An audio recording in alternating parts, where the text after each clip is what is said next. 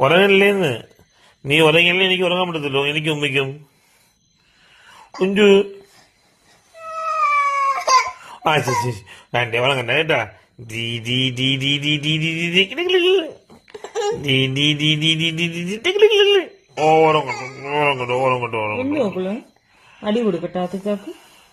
അടി അടി. ആ ഉറങ്ങല്ലേ? നീ കരയല്ലേ? കഴിയല്ലോ കേട്ടോ. പോട്ടെ പോട്ടെ. ഇങ്ങനെയൊന്നും കരയണോ?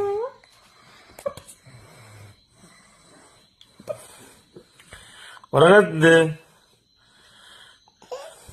എന്തിനോ എന്ത് കരയണ? എന്ത് പറ്റി?